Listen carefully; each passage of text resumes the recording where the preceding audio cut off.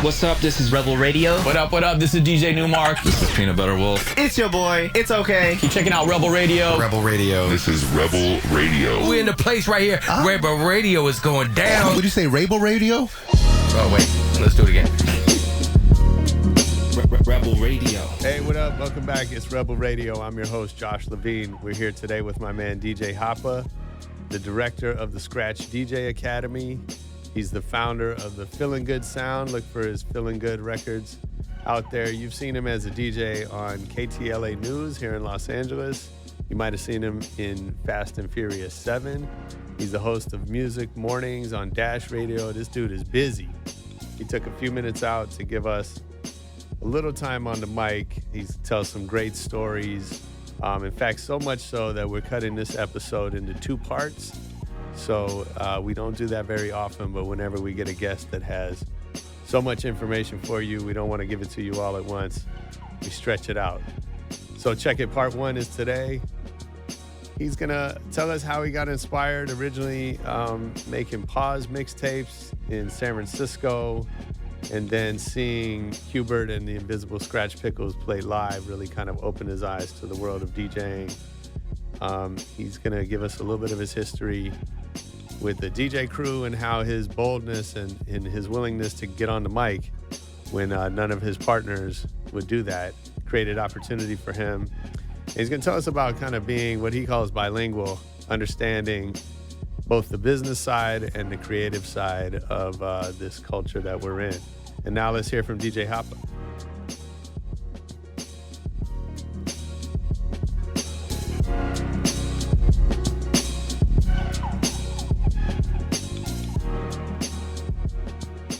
Okay, cool. Let's start rolling. But Sure, I'm yeah. excited to have you on. I know you're a man of many talents. And as I've been doing some research, learning about all kind of stuff that I didn't even know about. Right. It's like an onion. Yeah, Peeling back the layers. Exactly. From being DJing on the news, which I never even thought of. That's a pretty amazing job for a DJ. Yeah. To Fast and Furious 7. They're like, dude, you're everywhere. Man, you know, it's happened so organically as well, you know, and it all stems from the DJ side of things. And I think, to me, you know, this could potentially be an Achilles heel, but I'm so fascinated with different aspects of our sort of world of entertainment, you know, that I really haven't had this focused, you know, I only do this. Right. And the reason why I say it could be an Achilles heel is, you know, certainly I feel like there's friends of mine who have just done this and have done really well and kind of carved a niche out for what it is that they do. And I think for me, I just don't know. It never satisfied me to just be a DJ. I mean, I think the stories that we're hearing on this show is like, there's a lot of both. Right. There's certain people that they just want to do one thing. They want to do it over and over. Right. And that works for them. And there's other people that, you know, they need to have their hands in a whole bunch of different things. I think, like you said, there's trade-offs. Yeah, you for know? sure. But so I definitely want to dig into that a little bit, but I want to hear kind of how it all began. I know you're from San Francisco like I am. Yeah, man. I didn't realize you went to Wash, so. Oh, did you go to I Wash? went to McAteer. Oh, okay. I'm a lot older, but. Okay. You're not that much older than me. But they were kind of the two rival schools. I don't know if they were when you were there. We had rivalries with different schools for different sports or different things, you know. But Wash. I grew up in the Richmond district in San Francisco, so in the avenues, and so Wash was 4 blocks from my house. Yeah. And yeah, man, I think growing up in San Francisco, I'm 3rd generation San Franciscan. Nice. So, I mean, you know, by being in the city, man, my dad was pissed that I decided to go to LA. And, you know, there's this definite, not even a love-hate relationship between San Francisco and LA. There's just this hate-hate relationship between San Francisco and LA. Really on the San Francisco side. Absolutely on the San Francisco side. I think LA, we don't really care. We're just like, we're doing our thing. There's not as much hometown pride, I think, here in LA as there is in San Francisco. And I don't mean that as a knock to anybody who's from LA, but that, you know, LA is definitely this like melting pot of people from different places, which San Francisco has turned into that too with the tech boom and all of that. But, Yeah, man. I think, for me, it started with this fascination with, recording things from the radio on cassette tapes and then trying to make something creative out of that. And so, starting with the pause tapes, and then I started getting into shorter formats. So like taking a cassette single, putting Scotch tape over the holes on the top of it so that I could record over it, and it would be a much shorter, so I wouldn't waste the tape, but instead would like recycle some whatever, some Debbie Deb single or something like that I just wanted to re-record over and make like a Pac and Far Side mashup of some kind, and and make like a single version of it. So you're talking about this, and I remember those days with the dubbing deck and all that stuff, and like, but people don't realize we had Chalk on the show last week, and we were talking. Oh, really? Okay. We were talking about sort of the same topic, how just like how easy shit is now compared to like how crazy difficult it was to do interesting stuff. I mean, you figured it out, but it was like I think so much work. Yeah, and I think I'm really glad that I came up in that era. I'm sure we'll get into this, but I have the pleasure of working with a lot of people that are just starting off with the creative side and getting into DJing, and through all sort of the work that I do with the education side. But I would agree with you to some extent, and I think that like, in some ways it was also a lot simpler, and in some ways it was a more linear path. Like, so for me, I started with the cassettes, and then I remember my best friend's older brother like was into DJing and like actually had a set of turntables, and I mean he never let us even in his room. Right. So I mean I never it might as well have been in another country, but I remember one day after school, like we were working on one of these little tapes that my buddy Mike and I were working on, and his older brother was like, "You guys don't even know what you're doing. You don't even know what DJing is, man." And we were like, "Well, okay, so tell us." Right. And he wouldn't. And all he did was he just gave us a flyer to go and see the Invisibl Scratch Picklz at the De Young Museum after school one day. And like I had no idea who these dudes were. I was looking at the flyer like, they don't even spell pickles right. Like what am I gonna learn from these dudes? And it was after school at the De Young. And we went there anyways. And we were like, yeah, sure, fine, we'll go there. And you know where the De Young Museum is, like, it's not far from my parents' house, So went there after school, and I remember, man, it was like a room full of maybe 20 people, maybe. I mean, including them, it was like 20 people. And they had their rigs set up, and 3 turntables, 3 mixers. Like looking at it, it's like, okay, what are these guys gonna do? And then they start playing, and man, they we're doing these routines, really utilizing the turntable as an instrument. Somebody playing, the drums, somebody playing a lead line, a horn. I was just like, wow, this is crazy. Like they're a band using turntables, and I was like, my dad has one of those. I was like, come on, let's go back to my parents' house. We started taking out Stevie Wonder records. We started taking out Earth, Wind, and Fire records and trying to cut it up on my dad's like phonograph, turn like in the whole entertainment system thing. Yeah. And that obviously didn't work very well. It doesn't work, and then we figured out that you needed to have special turntables, special needles, and so that really is I think the start of my journey. And we saved up for a DJ in a box. Mail ordered it. There was no internet obviously then. Mail ordered it, and from there, man, just got into really this fascination with digging for records and like going to the record store, and I just fell in love with this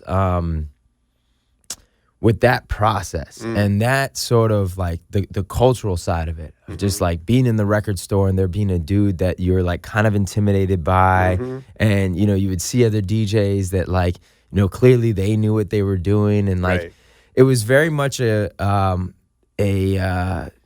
learning process and sort of a rite of passage in a lot of ways, and I think like over the years, man, I mean, I've just just got deeper into it and just made great friends over the years, and that part has been really cool. It's funny you say that, because I came down here for college, and I used to go to Prime Cuts on Santa Monica Boulevard, and like, and that was my main spot, and then Doc Martin started working there, And, you know, he was a big DJ in San Francisco that I didn't know him, but I knew of him. Right. And it was like, I was like, oh, shit, that's Doc Martin. Like, am I going to go ask him about a record? Like, Right. There was a moment. I mean, I did. And then he was cool. And we became, you know, I'd see him every few weeks or whatever. Yeah. And there we, you know, we had a little rapport. But yeah, there's that moment where it is kind of intimidating. Yeah.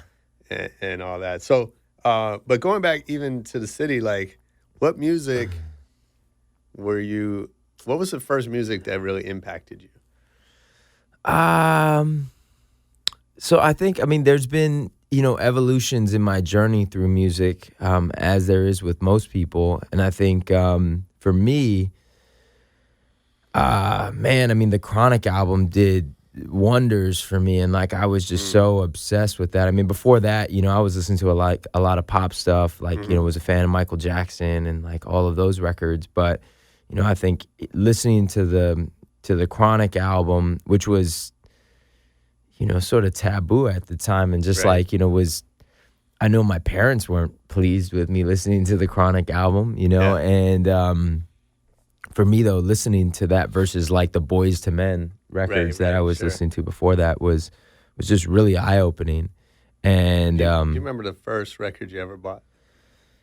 The first like 12-inch or the first like album I ever bought? I mean, one of the first albums that I actually bought that wasn't from like my dad's collection, because that's kind of how I started. I was like taking like, you know, some of the stuff that we had as kids, like Sesame Street records and like, you know, Alvin and the Chipmunks Christmas records, and like trying to do something with it, you know. But one of the first albums that, or like sort of EPs that I bought, was the Far Side EP that had Run In, Drop, like on it, you know, and it had an instrumental side. I still have that record somewhere, but that was one of the first records that I remember, you know, actually physically buying.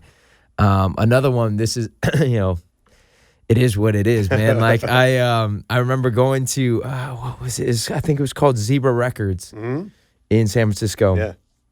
And I bought this had a different fascination for me. I bought a Janet Jackson I Get So Lonely 12-inch that had house remixes on it. Yeah.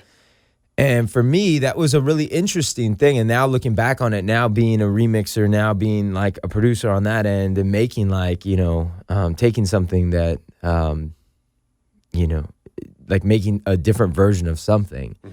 And now kind of coming full circle and realizing like how sort of impactful that record was for me. Like, you know, Janet Jackson, that song was like a ballad and was like a real, like a bedroom record, you know, and then to be able to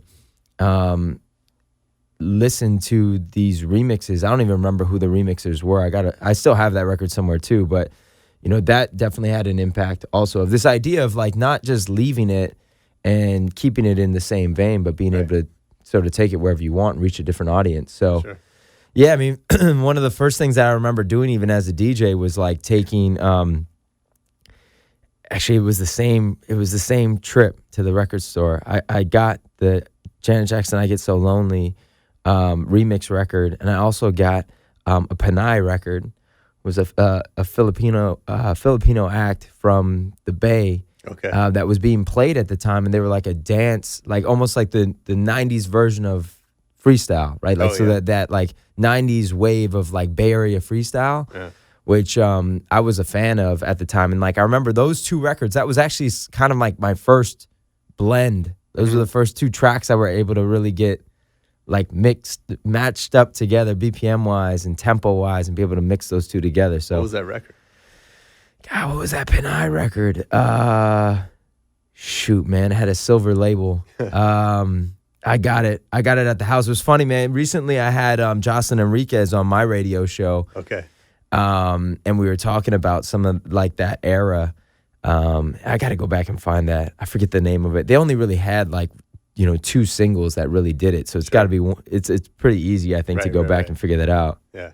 But yeah, man, that was kind of my first journey into it. And then, you know, actually things coming back full circle too. Like I remember, you know, I hated what my dad listened to growing up. Like it was just, he constantly, like he had Hall & Oates playing in the car and just like, I mean, even Stevie Wonder at the time, like I wasn't like a fan of that, or like Bob James, my dad was playing that, and was never a fan of it until later on, you know, diving deeper into hip hop, and then from there, then going back to then these samples and being like, oh man, I remember Rich Girl, you know, like this reminds me of my Pops had dad. something. Yeah, and That's like funny.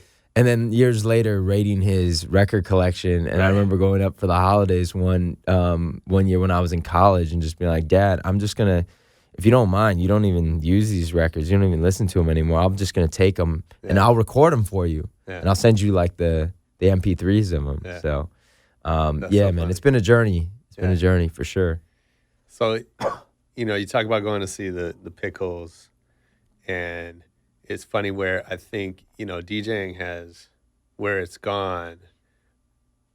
You know, I'm curious your thought on what the legacy or the impact that Q-Bert has had.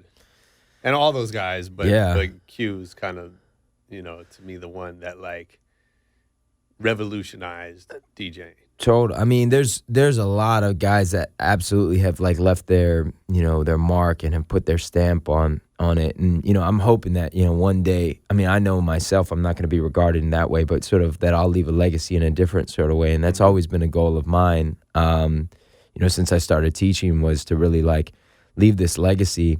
And not to take a detour, but, you know, we talk about Kool Herc in our classroom, and I've had the opportunity to work with Herc and to spend some time with him. Total sidebar, man, but this will sound like a make-believe story, but I was in the Bronx and went to go visit Herc, and I had no idea how it would go down. Like, we had met before then, but I had never spent like a full day with him, and so he was like, "Yeah, sure, come up to the Bronx." I mean, it literally took me like freaking 3 hours to find him because the directions that he gave me were so like all over the place. I mean, like, he's like one of those dudes who's just like, yeah, there's a White Castle on the corner, and on the other corner there's a CVS. Like, meet me there. Right. Yo, like, okay. And he gave me the street, but it was like the streets were wrong and like whatever. Ended up meeting up with him. We get in his van, and we drive to this like outdoor park area, and he wanted to fly kites. I can't even make this up, man. He had this giant kite strapped to the top of his van. And like, that's what he wanted to fly, and he made it himself. He made this kite himself. That's incredible. And we're out there flying kites and just chopping it up, man. But like, so the reason why I say this though is like, I feel like in our world, there's a lot of these guys that are like heroes within our own little world that we have that aren't necessarily household names. And that, like, when I look at Herc and I look at like his legacy and what he has, you know, material wise, or just like what he just even has accomplished versus what the public knows about him, like there's this huge disparity. And I feel the same about Q, you know, like I feel like every DJ knows who Q-Bert is and looks at him like, man, like that dude is like the guy. And yet, like, more people know, obviously, who Calvin Harris is than they would who Q-Bert is, you know? And to me, like, I don't necessarily, that's no knock to Calvin Harris in any which way. And I'm a Calvin Harris fan, man. I love what he's done for the, you know, for the culture as well. But yeah, I find it, you know, with, when it comes to Q, his impact that he's left, and this idea of innovation is like next level. And I'm really excited for some of the stuff that they're doing with Intel right now. I'm really excited for, you know, just where his head is at too. We, you know, funny enough, this kind of comes full circle with us talking about those two guys. We honored Kool Herc, Q-Bert, and A-Track all on one night in New York one night for our 10-year anniversary of Scratch. Oh, cool. And to have those three in the room together was really fascinating. And quick short story about Q, man. I mean, I told you that I went to go see him at the DeYoung Museum, and we've become friends. You know, in more recent time, we've become friends, and to just even say that Q's a friend of mine is pretty awesome. But We were at the 10-year anniversary. We were there, and he was set to do this little performance. Well, right before he's going on, I mean, I don't know if a lot of people have gotten a chance to see the behind the scenes of Q before he goes on and performs, but I mean, he is a true artist. And, you know, what he does with the turntable is magical, but, you know, he's stretching his fingers for like half an hour. Is that right? Before he goes on. I mean, like, and then in terms of just like his mental preparation, you could see him go from like we're in like hangout mode backstage to then just like, okay, wait, half an hour? Okay, cool. And all of a sudden you saw this like shift, just like you'd see in any sort of pro athlete where he's just like mentally preparing for that moment. And I mean, it wasn't a big show. I mean, it was our 10-year anniversary, but it wasn't like, you know, being broadcast to like, you know, millions of homes or anything like that. But he took that same preparation and he gets up there and he starts doing something with this record where I've never seen anybody do this ever before. So he's scratching a sample, right? And then bangs the record with his fist. Bangs the record and the needle jumps to a different part of the record, which is a different sample. Right. And then is scratching that sample. And then he takes his thumb with the bottom end of the record and flips it up like this. And it moves the needle back to the original sample that he was scratching. Yeah.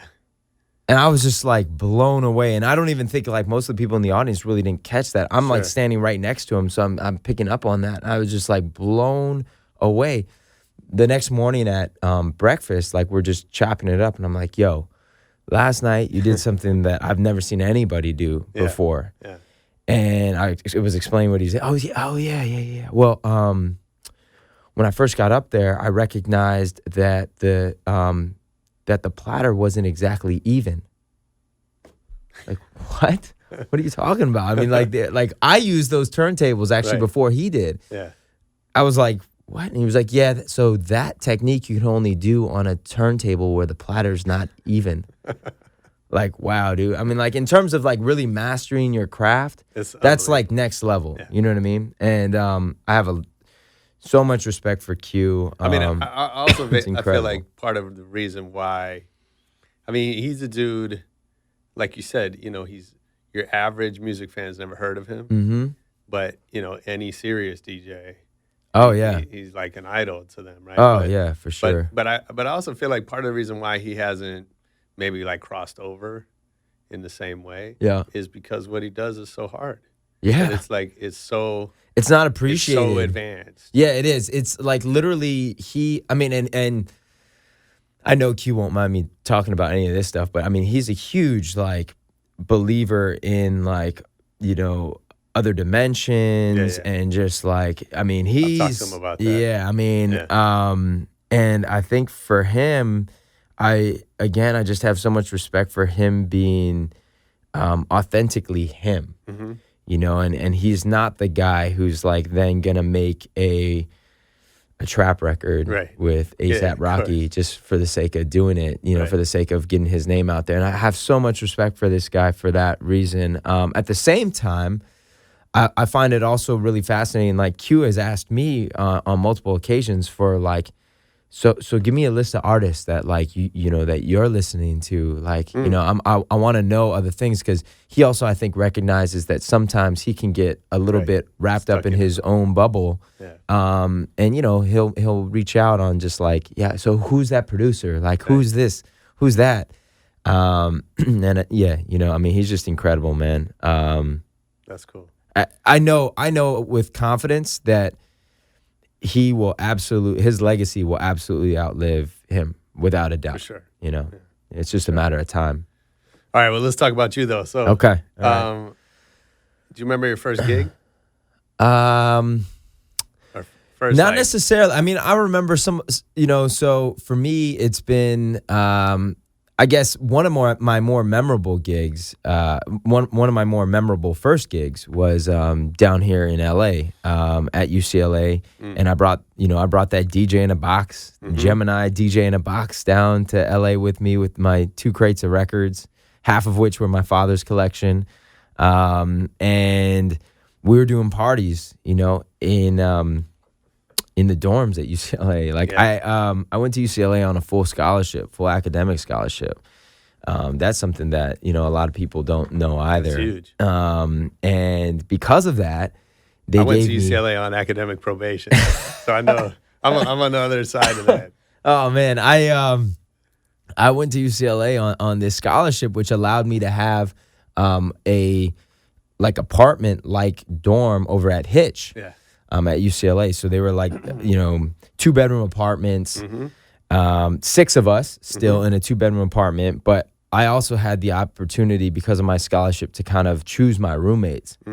So 2 of my roommates were friends of mine from high school, guys that I'd grown up with in San Francisco. And we got into throwing parties in our dorm room. I don't even remember. Man, we were never into that like in high school. But like, man, when we got to college, I guess it was just like wheels off, man. And that's why you had academic scholarship, because you weren't into true. that And then as soon as I got to UCLA, I went crazy. But we were throwing parties in this little 2-bedroom, you know, dorm, 2-bedroom apartment. And was setting up, like, you know, I set up all my gear. At some point, man, one night we had about 200 people. Yeah. Like packed into this, like. Man, I lived in one of those suites. They were not big. No. They were not big. I mean, we put all the furniture outside. Right. And packed it in, had a keg in the shower, like, you know, full on, like your full on college party. And to me, those were some of my first big gigs. But you weren't going. You weren't thinking this as a career. Oh no, not at all. I was really interested in advertising, and UCLA didn't have an advertising major, and so I had to kind of get creative with how I went about like learning about that. I ended up interning at an advertising agency, small agency, boutique down in Manhattan Beach called K2. It's founded by Bob Kresser. Bob Kresser spent many years over at Ogilvy as like a big, you know, head honcho over at Ogilvy, and then stepped out on his own to start Kresser. It was him and his son. Small firm, man. It was like 10 people. And the one of their big accounts they had was IMAX. You know, when IMAX was educational, prior to it being real commercial. So the first thing that I worked on that project was California Adventure, which was a docu-film on IMAX before it was, you know, at Disney. Oh, fun. Or all of that. So that was what we had worked on, and I was almost certain that I was gonna try and get into advertising. What did you want to do in advertising? You know, I wanted to do something on the creative side, like I felt like I had a bit of a passion for that, and when I ended up at Kresser, it was interesting because I got thrown into the media buying side, which for anybody who's out there that knows anything about advertising, that's the most boring part of advertising. I mean, that's like, you know, spreadsheets, and I mean, it might as well be like a finance job, you know. Right. And so I was interning for the head media buyer over there, who, you know, essentially, I mean, this was such a small firm. I was basically like her assistant, but her intern. So getting paid peanuts, of course, you know, to basically be her assistant. And then all of a sudden one day she up and leaves in the middle of us like going through this campaign for IMAX. Like right before we're about to like launch this campaign, she leaves. So the only person that actually knows what's going on about this stuff is me. And here I am, 19 years old, kind of thrown into this role. And at that point, I was just like, yeah, this is definitely what I don't want to do. But yeah, you know, I had a lot of, I kind of didn't know exactly what I wanted to do beyond that. I also, you know, UCLA had an advertising team that was like an extracurricular thing that you could participate in. And, you know, that was a great sort of organization for me to be a part of. I learned a lot about the creative end of the advertising business through that as well. And that kind of helped me sort of figure out if this was something I did or didn't want to do. But yeah, DJing full time was never an option necessarily in my head until I ended up joining this this DJ company, this like mobile DJ company called Exquisite Sounds when I was at school at UCLA, and I found these guys. They were DJing in the quad one day, and like kind of made friends and whatnot, and I was like the 10th man on the 10-man crew. Yeah. And, a lot of setting up speakers, a lot of setting up lighting and doing all that kind of stuff. And then you'd set all this gear up, and then you'd sit there and you'd watch the older guys get on and play these gigs. And I remember, like, out of the 10-man crew, nobody really wanted to jump on a microphone. And so at some point, in the night, there were things that just kind of needed to be said, announcements that needed to be said, or like, a costume contest that needed to be run, slutty costume contest for Halloween or whatever. And nobody wanted to do it.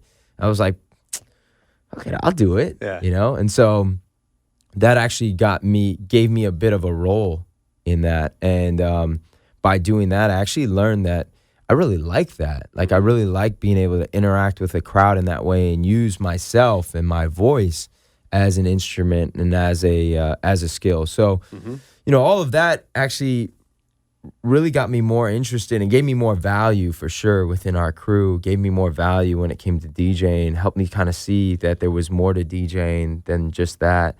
And, sort of to make a long story short, some of these things are what really led me down this path of then being on KTLA, on the morning news, being a bit more extroverted when it came to this. Because as you know, by nature, I mean, we just talked about Q. I mean, Q is a fantastic person and is not necessarily an introverted person, but can have introverted moments. Yeah. And tends to talk with his hands and with his craft more than with his mouth necessarily. Sure. So yeah, and I think that's pretty common, at least maybe until this current era of DJing. Like, for sure, you could kind of be. It was a good job for people that didn't want to be in the spotlight. Yeah, I mean, Like, most of us got into it for that hidden reason. in the booth. Mm-hmm. You can see them, but they can't see you. Right, That kind right, of in the thing. shadows. You don't have to talk. Right. Right. And even still to this day, I mean, we get quite a few people who come to Scratch and who want to pursue this, and you go around the room and it's like, well, what got you into this? Well, I didn't want to rap, I didn't want to be in front of the camera, and that's why I wanted to DJ.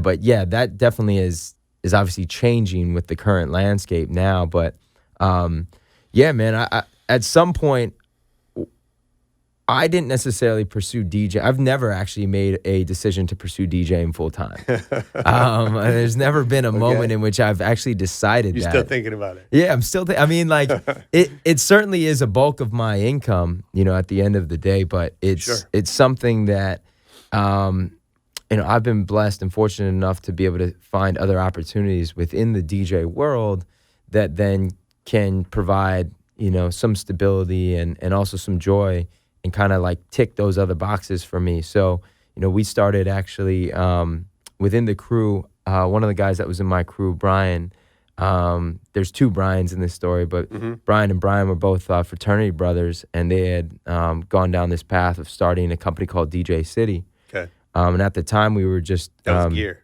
Yeah, we were just selling really records more than anything, like on an eBay store. The other Brian, who wasn't necessarily in our DJ crew, was a computer dude and just like genius when it came to that. Knew how to code and built a website. And in 99, 2000, if you had that ability, you were freaking, you were golden, man. So lucky for us, we had him in our it wasn't even a company yet. I mean, we had him in our circle, and he built that out, and we built a website, and sort of fairly overnight, like, it turned into something pretty successful, based on the fact that there weren't a lot of competitors out there for anything like that.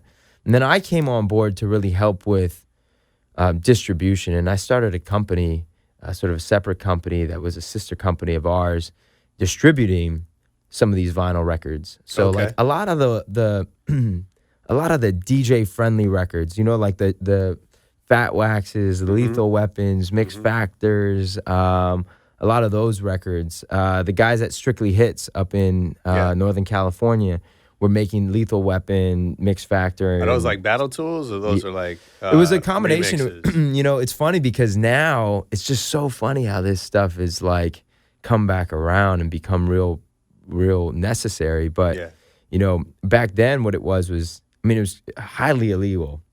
You know, taking 6 tracks, 6 hot records, or, you know, whatever, you know, 6 fairly hot records, creating intro versions of them, like 8-bar instrumental versions of them, so that they were easier for DJs to mix in and out of. And then also, like, you know, putting them on a record that then was like 6 for the price of 2 type of a thing, you know, like we're selling these records for like $12.99 retail, versus it being $5.99 for a single, you know. So there'd definitely be value for DJs that were out there. And then also it allowed for somebody to, you know, not have to worry about losing the records, or, you know, you're not losing the original 12-inch. You're not, you know, worried about scratching it up. Now you got like a compilation, and, you know, put hot girls on the labels and stuff like that. And, you know, like you're selling them. And I got into distributing those records and working with Kevin Scott, who then started DMS. He's been on the show. Cool. So, you know, I was Kevin's first distributor for his records. And yeah, man, my job essentially was cold calling record stores and trying to get them to buy the records. And at some point we were running all this entire operation out of a 2-bedroom apartment in West LA, right on Ohio and Barrington. And we had records everywhere. At sort of the height of that, we were, you know, sending out 200 packages retail, and probably like a day, and probably sending out like 10,000 records on the distro side every week, you know. And like at that point, then that's where we got our warehouse space in West LA, which is still the home of Scratch DJ Academy. And you know, we started running DJ City, Urban Distribution, and then Rehab Records out of that space, which then later turned into Scratch DJ Academy. You know, something for the community. Yeah. It's been an interesting ride, man. I mean, and there's so many layers to all of these things, man. And I look back on like what we've done, and just to go back to what you had asked me even at the start of this, of like, you know, making that decision to even DJ full time. It's like I made the decision to be in the DJ industry full time. You know, I think that's the decision that I've made more than anything. And I think all of these different aspects of it, though, allow, you know, one hand washes the other. I think like me being a DJ helps me be a better executive for Scratch DJ Academy. Helps me be a better, you know, helps me stay involved in the community. Yet at the same time, having something unique to offer to our community helps me, you know, be a better asset to others in our community. So I want to talk about that for a minute, because so I want to get into the Scratch story a little bit. But you know, I find it interesting that, like, you know, it's like any school, you have the business side, you have the academic side, or the education side, or any creative business, right? If you run a record label, you have the creative side, you have the business side. And I think, so I wonder what you think. How important is it that the people running the business side understand what it means to be a DJ?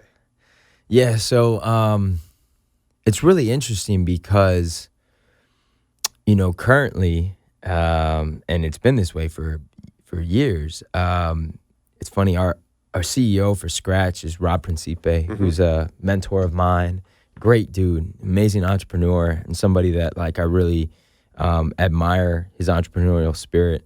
I mean, real quick, you know, people may not know this, but Scratch DJ Academy was founded in 2002 by Rob and Jam Master Jay. There was another guy at the time too, Reggie Gaines, who really was a writer, author, and helped write a lot of the original curriculum and kind of gave it more of an educational slant. Rob brought the business, Reggie brought the education side, and Jay obviously brought the creative and the wow factor, right? and the vision.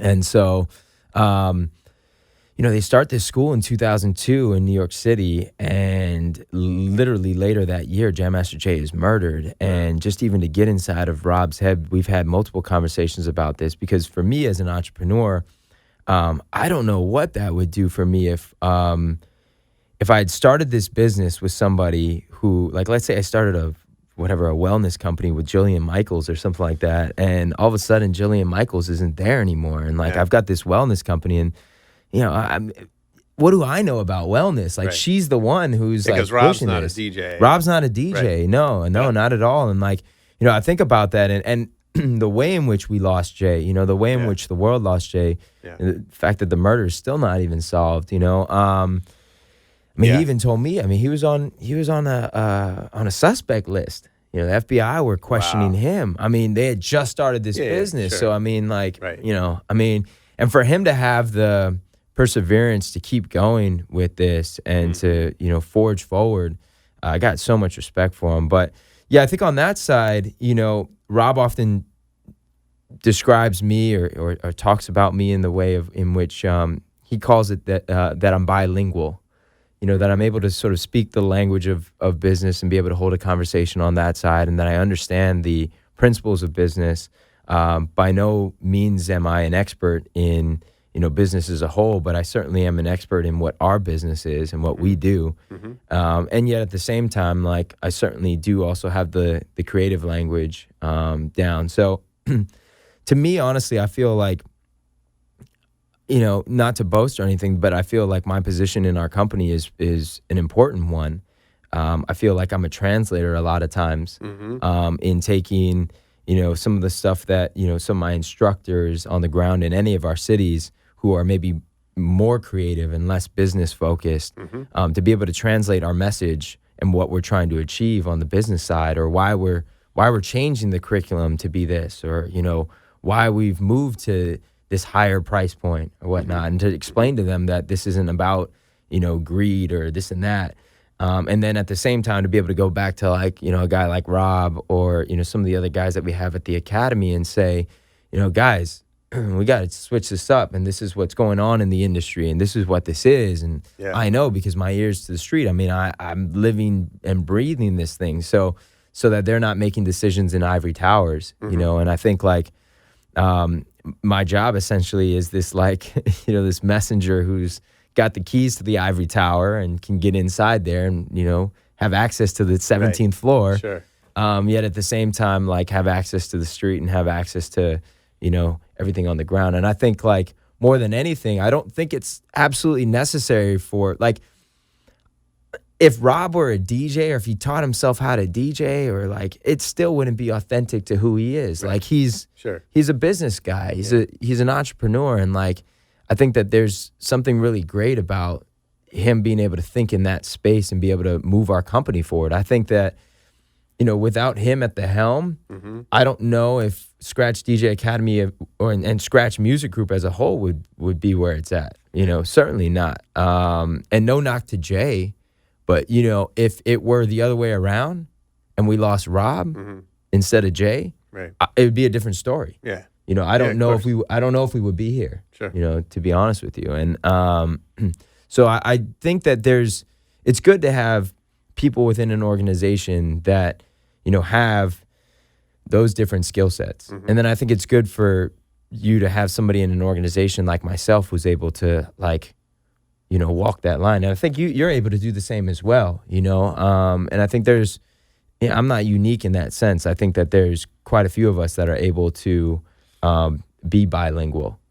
Yeah, but I think it's an interesting role, right? And as you said, it creates a ton of opportunity. And I think, you know, puts you in a position to add a lot of value. It also creates, I think, a tremendous pressure, because, you know, you're not solely focused on making money or on doing cool stuff or on, you're seeing the trade-offs, that each thing we do over here has an impact over here. And they're not always there's been some forward at the same pace. Dude, there's been some sleepless nights for sure. You know, I mean, there's times where I feel like, you know, and I do my best to try and be as vocal as possible and to try and be as honest as possible with, like, you know, how I feel about this decision or that decision. I mean, there's been some decisions, you know, over the course of time that I haven't been happy with and haven't been pleased with, on both ends of that. You know, decisions that creatives have made that I haven't been on board with, that I felt like have hurt our company,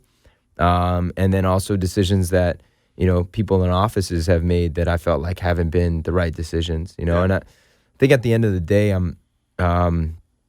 it's this ebb and flow, and I try myself to sort of look at it from the sort of more macro perspective, and to try not to get too, bogged down by some of these like isolated events or, these isolated occurrences, because it absolutely is much larger than that. It's certainly a marathon versus a sprint. And, there's going to be some of these battles that we win, or that I personally win, or, that we as a company win, and some that we lose, and I think like overall though, I mean, for me, it's taken some time to like really understand that and learn that and be able to digest that part of it, of not getting too, caught up in like this one battle over 599 versus 549, right, and and in the past, I've been, those were the times where I've like lost sleep over that, and been like, it's 599,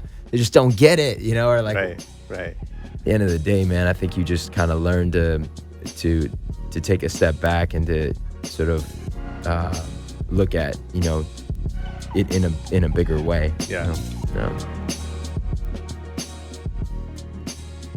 Yo, that was the end of part 1 with DJ Hapa on Rebel Radio. Make sure you come back for part 2. He's going to drop a bomb on us, something you are definitely not expecting. I don't mean to leave you with a cliffhanger, but I'm going to leave you with a cliffhanger, because some great stories coming up next week from DJ Hapa on Rebel Radio. Make sure you hit us on Twitter at Rebel Radio Net. Find us on YouTube for some of these interviews on video. And go ahead and leave us a 5-star review on iTunes. You're a Christmas present to us. Peace.